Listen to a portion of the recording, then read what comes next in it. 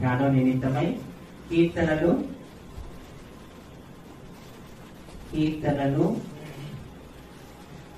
119వ కీర్తన, కీర్తనలు 119వ కీర్తన 71వ వచనం. నేను నీ కట్టడలను నేర్చుకున్నట్లు శ్రమ నొంది ఉండుట నాకు మేలాయెను. శ్రమ నొంది ఉండుట నాకు, శ్రమ కలుగుట నాకు. శ్రమలు మనకి ఏం చేస్తాయంటమ్మా? అమ్మ చెప్పాలి, శ్రమలు మనకి ఏం చేస్తాయి? మరి ఎందుకు ఏడుస్తున్నాం?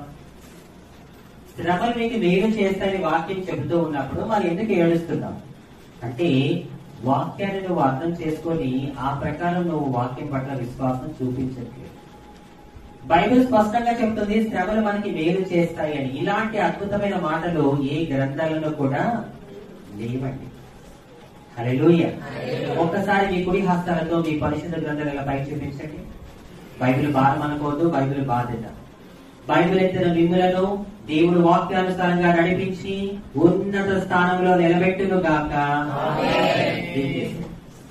దేవుడు వాక్యం స్పష్టంగా చెప్తుంది శ్రమలు మనకి మేలు చేస్తాయి అని. ఇదే మాట వీళ్ళు అన్యుల దగ్గరికి, క్రీస్తుని ఎరగని వారి దగ్గరికి వెళ్ళి, అన్న అక్క శ్రమలు మనకి మేలు చేస్తాయి అని అన్నాం అనుకో, వాళ్ళు ఏమంటారు? వాళ్ళు అరే ఈవిని హైదరాబాద్ ఎర్రగడ్డ తీసుకెళ్ళండి అంటారు. ఏముంది ఎర్రగడ్డలో? శ్రమలో కష్టాలు మనకి మేలు చేయవేంటి, పిచ్చిదాలా మాట్లాడుతున్నావు, పిచ్చిలా మాట్లాడుతున్నావు అంటారు. ఎందుకంటారు వాళ్ళు ఆ మాట?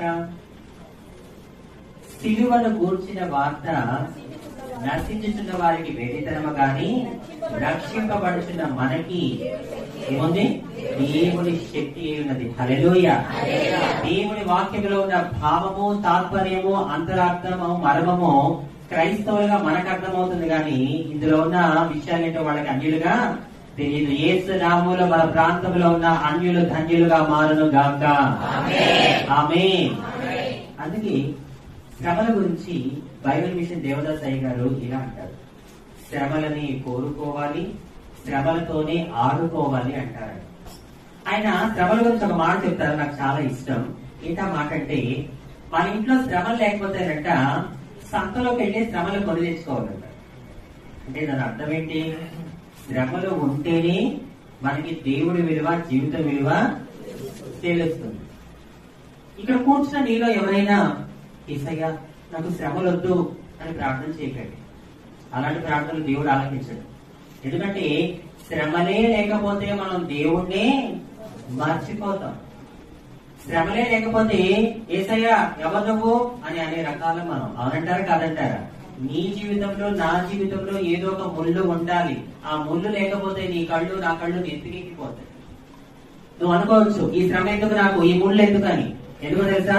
నిన్ను, నీ కుటుంబాన్ని దేవుడికి దగ్గరగా చేయడానికి. కొట్టు గట్టిగా చెప్పడం. నీ జీవితంలో, నీ కుటుంబం జీవితంలో శ్రమలు, కష్టాలు ఉన్నాయంటే దాని అర్థం ఏంటో తెలుసా? నువ్వు దేవుడిని మర్చిపోకుండా ఎంతసేపు దేవుడితో అంటి పెట్టుకొని ఉండాలి అనేది దేవుడి చిత్తం. హల్లెలూయా.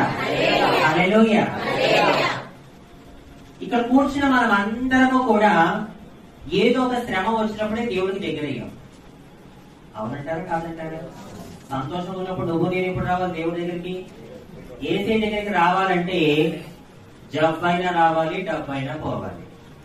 హల్లెలూయా. ఈ రెండింటిలో ఏదో ఒకటి జరిగితేనే మనం ఏసే దగ్గరికి వస్తాం. అవునా కాదా? హల్లెలూయా.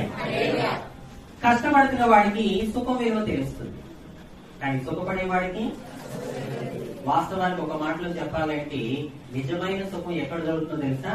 కష్టంలోనే దొరుకుతుంది. హల్లెలూయా.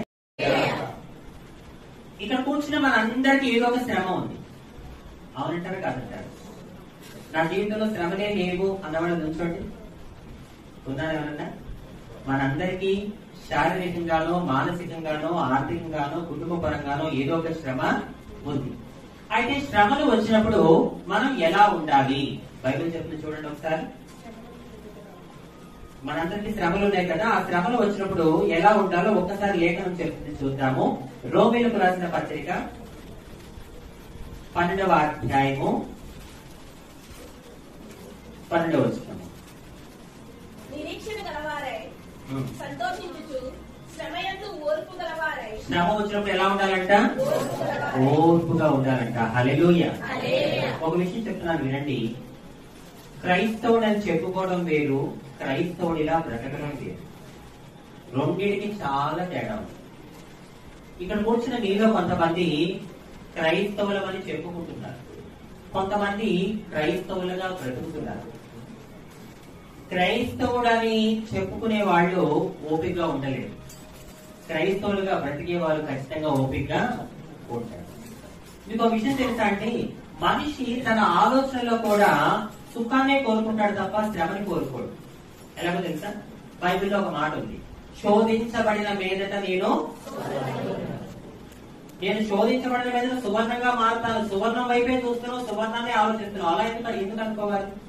నేను సువర్ణంగా మారాలి అంటే, నా జీవితం సువర్ణంగా మారాలి అంటే ఖచ్చితంగా నేను శ్రమల చేత శోధించబడాల్సిందే అనే విధంగా ఎందుకు ఆలోచించాను? ఫర్ ఎగ్జాంపుల్ కి మనం అందరూ వంట చేస్తాం. వంట చేసేటప్పుడు తాలింపులు వేస్తాం. ఆ తాలింపుల్లో ముఖ్యంగా ఆవాలు వేస్తాం. ఆవాల రుచి వంటకు ముందు ఎలా ఉంటది? ఏమా వంట చేసా ఇప్పుడు స్విగ్గీ జొమాటో బ్యాచ్ ఏంటి? హల్లెలూయా. ఆవాల రుచి వంటకు ముందు ఎలా ఉంటది? చేదుగా. వండిన తర్వాత రుచికరంగా మారుతుంది. అంటే చేదుగా ఉన్న ఆవాలు రుచికరంగా మారాలి అంటే ఖచ్చితంగా ఆవాలు నూనెలో వేయించబడాలి, కూరలో ఉడికించబడాలి.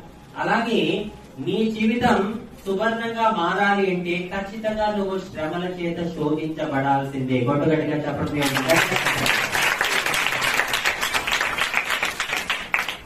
శ్రమ కలుగుట నాకు మేలాయను అనే ఈ వాగ్దానం నా కుటుంబం పట్ల అక్షరాలు నెరవేరింది.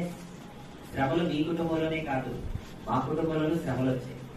ఆ శ్రమలు వచ్చినప్పుడు మేము ఏం చేస్తే ఆ శ్రమలన్నింటినీ దేవుడు మాకు మేలుగా మార్చాడో కొన్ని నిమిషాలు మా కుటుంబం యొక్క రక్షణ సాక్ష్యాన్ని చెప్తాను, శ్రద్ధగా వినాలి. హల్లెలూయా.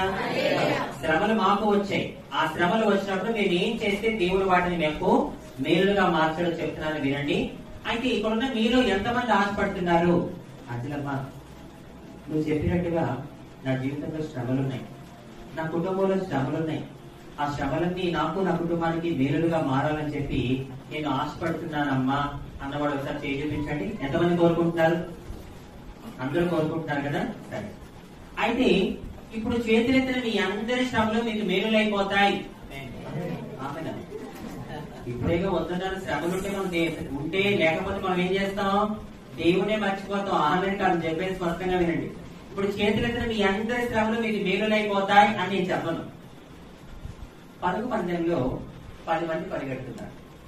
ఎంతమంది ఫస్ట్ వస్తారు? ఈ రాత్రికాల సమయంలో ఆ ఒక్కదానివి నువ్వైపోవాలి, ఆ ఒక్కడివి నువ్వైపోవాలి. ఆమె